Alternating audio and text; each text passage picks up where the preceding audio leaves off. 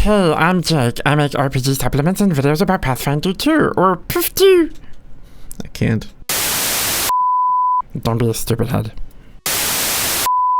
Hey, I'm Jake. I make RPG supplements and videos about Pathfinder 2, or Poof 2. I love this system. I want to bring you things that are just fun and weird and creative, and today it's Stitch. Experiment 626. Experiment 626. Ugh. I love Stitch. Obviously. Lots of Stitch everywhere in my home. Alright, so this is taken to level 20. There's going to be chapters, because there have to be, to navigate this crap. And you all know the story of Stitch. So, like, if you haven't seen the movie, go see the movie. If you're watching this first, I don't even know why you're watching. But cool. Great. Thanks for being here. Go watch the movie.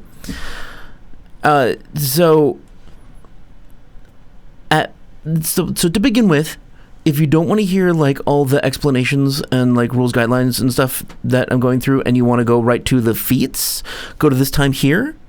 But I'm first going to go over ancestry, background, that kind of crap.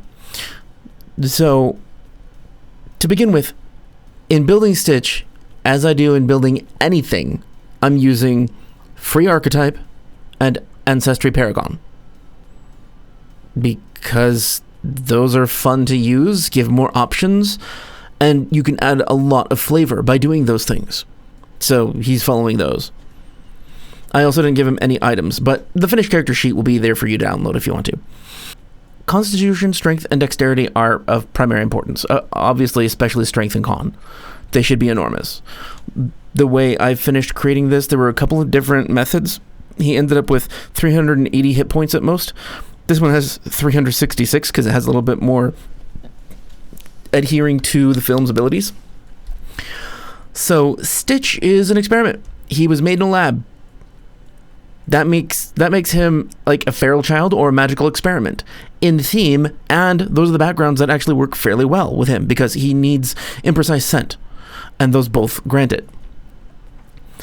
For class, he's a barbarian. Obviously. Animal instinct barbarian, so he has the 1d10 huge bite and 1d6 claws. And I also gave him changeling so that he can have claws all the time when he's not raging, because he uses his claws anyway, just like as utility or to like scratch things apart or build things. And for ancestry, as you could probably guess, he's a goblin. He is a blue furry alien goblin. Almost all of his ancestry feats are goblin. Like, it just fits too perfectly. He's a space goblin. For ancestry feat, he has Slagmay and goblin lore, because no other first level goblin feat actually worked well. Plus, this gives him some like knowledge of nature and goblin lore. I don't know. It's not really anything else in goblin first level that fits besides what else I took. So there was a slot available, so it's goblin lore. Slagmay for the big iron claws. He gets Forager as part of the background. That's his skill feat. That is for feral child. For magical experiment, he doesn't get anything, but magical experiment also gives resistance to an element or two, and the feral child doesn't, but it gives you a feat. So I chose feral child. Do what you want. So for first level class feat, I took Adrenaline Rush, because he's a barbarian and he needs to lift things that are really heavy.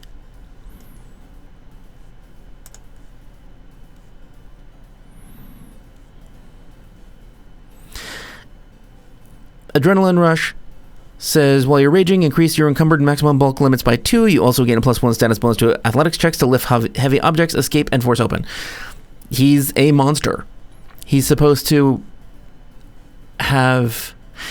be bulletproof, fireproof, can think faster than supercomputer, and he's supposed to be able to lift things 3,000 times his size. Yeah, that's kind of hard to do in this system, but I got close. Alright. So for his second level options, we took the skill feat Inventor because he's also brilliant. And he, like, makes explosives out of a stuffed doll. He's supposed to be smart. So at second level, he gets the class feat Raging Thrower, which lets him throw objects and use his rage to add damage, which makes sense to me, because like you're throwing shit, it should hurt hard, because he's strong. And I took Wormcaller Dedication as his first of many archetypes. Wormcaller. Let's skip to Wormcaller. Here's what the Wormcaller Dedication says. You pledge yourself to understanding and emulating one of the most powerful creatures of the Darklands, the mighty cave worm. Who cares? Pitch that flavor right out. The point is that Wormcaller enhances a lot of his physical abilities and durability in general. So the first thing he gets from this is Shake It Off. It's one action, it's Fortune Primal, frequency once per day. Trigger, you fail or critically fail a saving throw against a condition or adverse effect. In general, such as Baleful Polymorph. Effect, you reroll the triggering save and use a better result. It just helps him survive. And that's what we're doing with Stitch. We're trying to make him invulnerable and super strong. Barbarian was a natural choice. For his general feat at 3rd level, we choose Adopted Ancestry, Human. He's adopted by humans. I think this makes sense. Plus, it's a cheesy way for me to get new cool feats. Because I love Ancestry feats. For the Ancestry Paragon feat at 3rd level, we take Natural Ambition, which is a human ancestry feat, for Sudden Charge, another barbarian feat. Sudden Charge is simple. It takes 2 actions to move twice, stride twice, and then if you end your space next to an enemy, you can make an attack. It just saves actions. It's useful for any barbarian, or really anybody who can take it. In Lilo and Stitch, and the series, and subsequent movies, Stitch is good at climbing.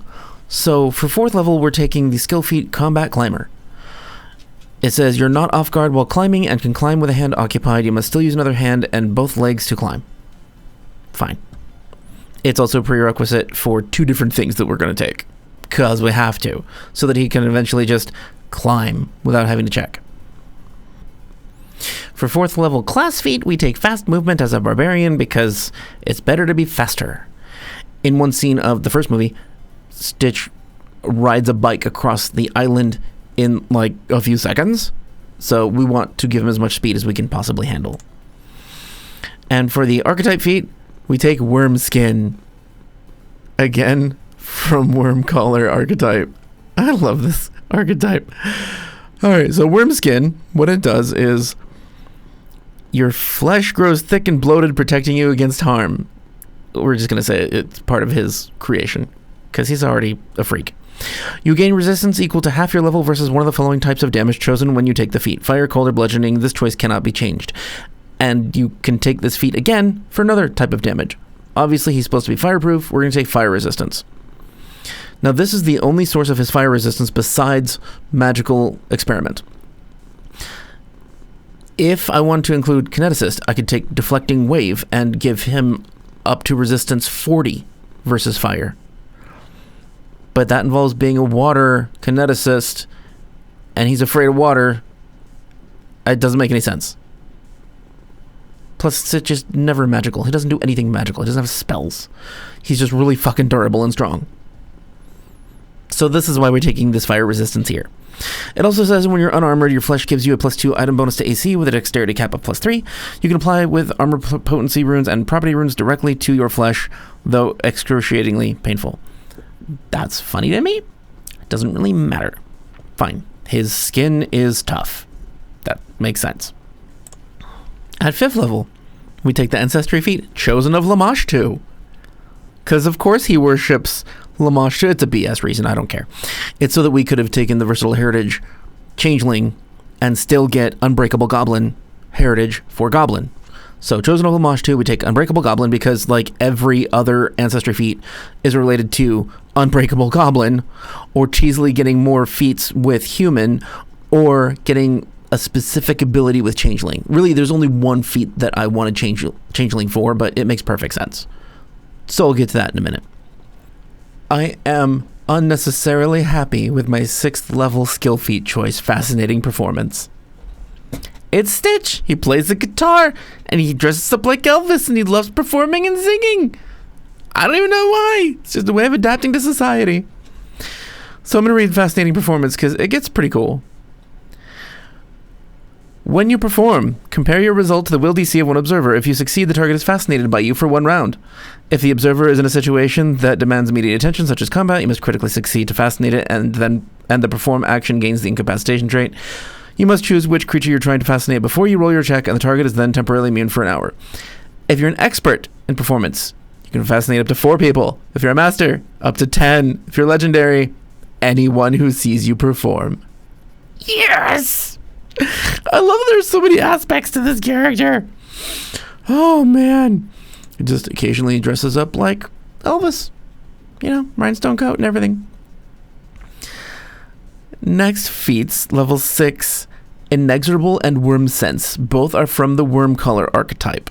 Inexorable, level 6 feet. You imbue yourself with the resilience of the cave worm. When you get the paralyzed, slowed, or stunned condition, roll a flat DC 15 check. On a success, you ignore the condition.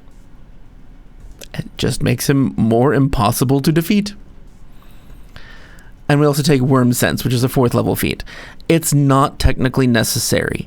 However, it's extremely difficult and rare to get enhanced hearing in this system. And he has that in the movie. So I'm trying to give him as much sensory capability as I can. Worm Sense. You gain Dark Vision and Tremor Sense as an imprecise sense within 5 feet. Eventually it goes up to 15 feet. He can just sense things better. I know. I could have made him an awakened animal and just given him echolocation. Or gone with Were Creature. But that doesn't work well with the build. Level 8 skill feat, Catfall. Because falling is bad, and he doesn't take damage from falls in the movie. Class feat, Scrounger dedication. And for archetype feat, high quality Scrounger. So for Scrounger, you can craft items even without appropriate tools or a workshop. You don't need a physical formula book to remember all your formulas. You pay the same cost as normal to learn them, but you memorize them all. You can craft temporary items out of anything, anywhere, with whatever materials happen to be on hand. This is perfect. This is great for an inventor, alien genius to just make random shit out of nothing. It's awesome. And high quality Scrounger we take at the same time. When you craft a temporary item using Scrounger dedication, it can be an item up to 3rd level. So it's better than the 0 level you start with. You can instead craft it for someone else's use if you want, allowing them to avoid taking the penalty for using a shoddy item when using it, but causing you to take the penalty if you use it. So yeah, it does make shoddy items, which gives you a penalty on the use of the item, but you can still create stuff out of nothing. And it doesn't count against you, it being shoddy. And if you take this, it doesn't count against someone else instead. It's just more allowing him to be an inventor and make explosives. Kind of like duct tape and a frisbee or something. Level 9 ancestry feat from human. Monk dedication from multi-talented. Yeah, he's a monk. Of course he's a monk. All that inner serenity and balance and focus. No, really, it's the only way to get a couple of combat moves that he uses. So I had to take monk. Plus is an excuse to make him faster. Great. Next skill feat at level 10, quick climb. We really only took this so that eventually he can, once he's legendary in athletics, he can just climb at his speed with no check. I actually wasn't even aware you could do that with a quick climb until I built this. That's awesome. You just get a climb speed equal to your land speed. Also 10th level, for class feat, we'll take Furious Sprint, and for archetype feats, we'll take Basic Kata Key Strike. Really, in this case, the Key Strike just lets him do more damage on a single hit. It was the least offensive to the possibility of Stitch, this violent alien, being a monk, out of any feat I could take. So I just took it. It just lets him do extra damage on one hit. Fine. But Furious Sprint is fun. Furious Sprint, level 10 feat. It takes 2 actions. You rush forward, stride up to 5 times your speed in a straight line. You can increase the number of actions this activity takes to 3 to stride up to 8 times your speed in a straight line instead. That's a lot of fast running. It's just fun. and it's applicable to his abilities. Level 11. For general feat, we'll take Fleet. God, he can move. Everybody's going to take Fleet at some point in the character's history. For level 11 Ancestry Paragon feat, we'll take Bouncy Goblin. Bouncy Goblin, level 1 Ancestry feat for Goblin. Prerequisites, Unbreakable Goblin, which we have thanks to our devoted worship of Lamash 2. Says you have a particular elasticity that makes it easy for you to bounce and squish. You gain the trained proficiency rank in acrobatics, or another skill of your choice if you already have it. You also gain a +2 circumstance bonus to acrobatics checks to tumble through a foe space. It's really just a prerequisite. It doesn't matter all that much, but it is helpful a little bit. And more skills are good on this build, because he's a Renaissance alien. There's so much he can do. Level 12, skill feat, Hefty Hauler. He can carry more shit. This means that he can, carry heavier people, too. He needs to be able to lift 3,000 times his own size. I'm working on it. Class feat at level 12. We'll take Advanced Kata, an archetype feat, for Deflecting Arrow. I'm sorry, but Deflecting Arrow is a prerequisite for something that he does in the movie. It just is. And for the archetype feat at 12th level, I will take Monk's Flurry, so he can attack a lot, because that's all he does. He attacks, and he plays guitar and sings to people, or ukulele. That sounds like a guitar. Same thing. It's a uke guitar. That probably exists. Level 13, Ancestry Paragon feat, roll with it. Yeah. Level 9 feat, Goblin Reaction. Robert, your character is just it's basically Stitch. You're a few steps away from being Stitch. This is a bullshit ability. Trigger. A foe hits you. Oh, first prerequisites. Unbreakable Goblin, Bouncy Goblin. So I had to do it in order to do this. Trigger. A foe hits you with a melee weapon or unarmed attack. When you take a big hit, your foe bounces you around like a rubber ball, but you escape the worst of the blow. Your foe can move you any distance of its choice up to 30 feet in a direction of its choice. You fall prone and are stunned 1. Attempt a DC 6 flat check. On a success, you take minimum damage from the attack, and on a critical success, if the attack was a critical hit, you don't take double damage from the critical hit. It's just another way to make him survive, making him more durable. It's really cool, cheesy feat. It's great, especially against bosses. Jesus. Level 14, we'll go back to Scrounger for reverse engineering. Prerequisites, expert in crafting, fine. You are able to reverse engineer items into formulas more effectively than most. You gain a +2 circumstance bonus to crafting checks to reverse engineer a formula from an item. Additionally, if you get a critical success on your crafting check, you can opt to not only create the formula, but also reassemble the original item at the same time, leaving you with the formula and the item instead of the formula and raw materials equal to half the item's value. It's just another way of explaining that he's a mechanic and he can do a lot with his hands and tools. Even if he doesn't have any tools. Or hands. Level 14 for the class feat, we're taking Oozemorph Dedication. And for the archetype feat, we're taking Disturbing Defense. Because he's a squishy little creature that can squeeze through little tiny cracks, and he's durable as hell. That's why. So, Oozemorph Dedication. What this does at first is just not a lot. You become trained in occultism and ooze lore. You get +2 to reflex save to avoid being engulfed, and checks to escape being engulfed.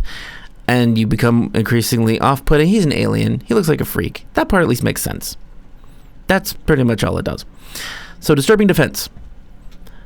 Your internal organs and blood vessels have shifted and changed, and even you don't know precisely where in your body they are. You gain resistance to precision damage equal to 2 plus your number of class feats from the Oozemorph archetype. The DC of your flat checks to recover from persistent bleed damage is 13 rather than 15. He's a science experiment. His organs aren't where they should be. I like the feel of this. It fits. I rarely find that in this build, but that fits. Level 15 General feat, Toughness. Level 15 Ancestry Paragon feat, Mother's Mindfulness. This is why we took Changeling. Because as a reaction, he can step in front of an ally to take a hit for them. That's absolutely what Stitch does. I didn't find anything else without dipping Champion or somehow using Guardian that he could do this. So there you go. Mother's Mindfulness, he steps in front of Lilo to protect her. Level 16 skill feat, Quick Jump, because he's also a jumper. Because you kind of have to be when you don't have magic of any kind. Level 16 class feat, Rubbery Skin. Archetype feat, Peculiar Anatomy. Yep, Oozemorph. Oozemorph.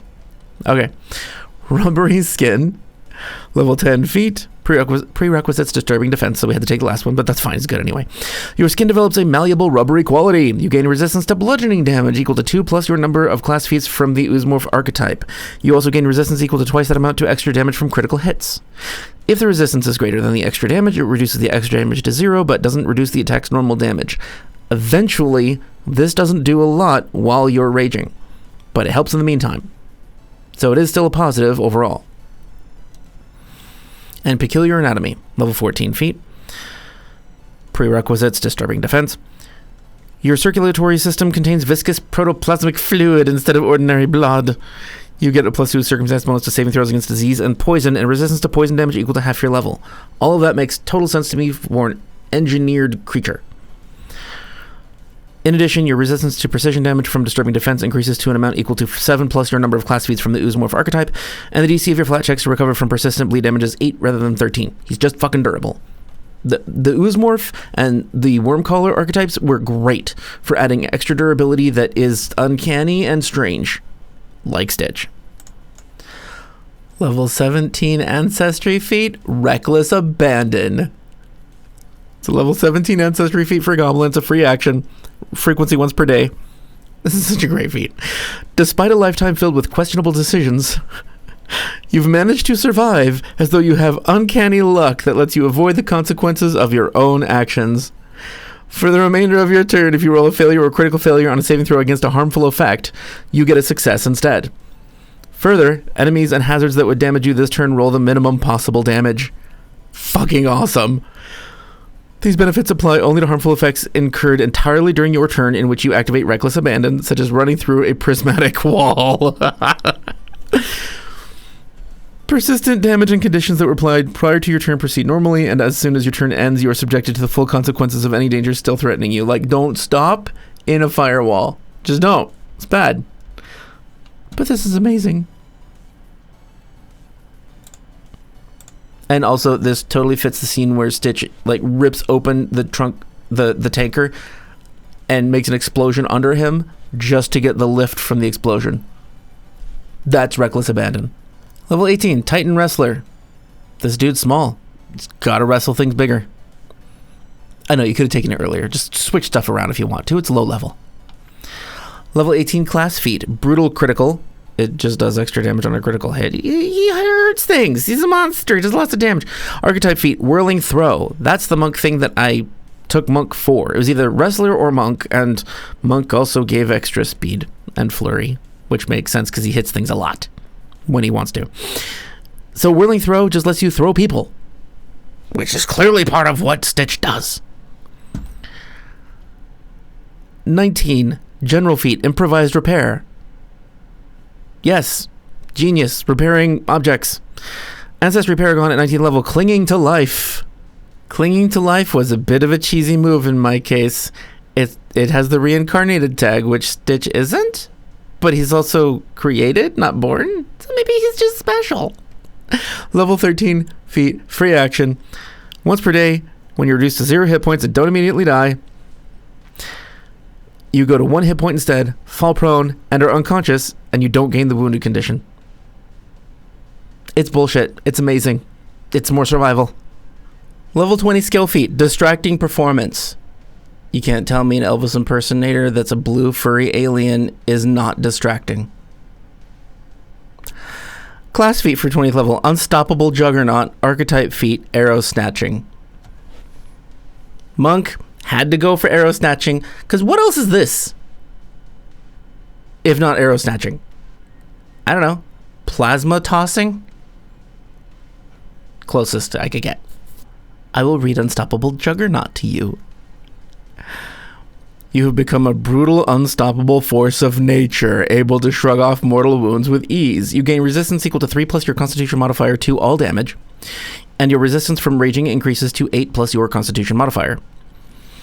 In addition, if you are reduced to 0 hit points while raging, you can end your rage as a reaction to stay at 1 hit point. If you do, you become wounded 2, or increase your wounded condition by 2 if you are already wounded. This character is fucking bullshit, and I as a GM would hate how many times I would have to kill this fucking creature to keep it dead. Which makes it great. By definition, it makes it great. So that is my Stitch build. I hope you liked it. If not, I don't care. I love it. I love my little blue alien goblin barbarian. I hope you do too. Let me know what you think. Or if you have other ideas of how you could do this. Or if you tell me like some of these feats suck and I just didn't realize it. That's possible. It's quite possible. I know Unstoppable Juggernaut is probably not necessary, and the other 20th level feat you could take just lets him do stupid amounts of damage to objects, which is really cool. Oh, one other thing. There's an alternate method to creating this where you don't choose goblin or human. So instead, we start off with Minotaur, because Minotaurs are large-sized, which inherently increases the size at which we can wrestle people, and throw objects. And Minotaurs have things like Keen Nose, which is an imprecise scent ability, which I also wanted, and it has Beast of Burden as a 5th level ancestry feat, which allows you to carry even more shit. Minotaur would have been great, and also Friendly Fling can throw allies as a positive effect. Minotaur has abilities that really work with Stitch, but they're not small, and they're not goblins, so I would have had to take Minotaur to start with, and then adopt an ancestry goblin, and just not take any of the human feats. I'm okay with that. You can still get the same survival feats of goblin by doing so, because you can still take the unbreakable heritage. It's still useful, and in the end you can do much more of the heavy lifting that Stitch does. But it's not quite as smooth. It's not... Don't have as many options to branch out into different ancestries as I did. If I could just say Stitch has all of the capability of lifting as a large creature, I'd be okay with that. I don't know any way to do that without magic items, besides actually being a large creature. Thank you for joining me. I love this. The download link for Stitch is below, because why not just keep it? It's an amusing alternate NPC that can just come on the scene. Or it's inspiration for making your own unkillable barbarian. I'm actually starting to like some melee classes. I feel bad. Barbarians are cool. And fighters can make good Eldritch Archers. So there's got to be something redeeming about them. Yeah, gotta be. I'm guessing. Thank you for letting me borrow your eyes. Thank you if you're a patron. I appreciate your help. If you want to join the Discord to chat with patrons or just to chat about stuff, please feel free. We're very nerdy in there. Lots of nerdy topics and nerds to bounce ideas off of. Even if you're a GM making stories, we have helped people there before. If you want to see more of Howl of the Wild, like Minotaur, the videos are here, playlist for Howl of the Wild, and over here are the other builds that I've made, playlist. So thank you again for your time. I hope you have a great day. Okay, I love you. Bye.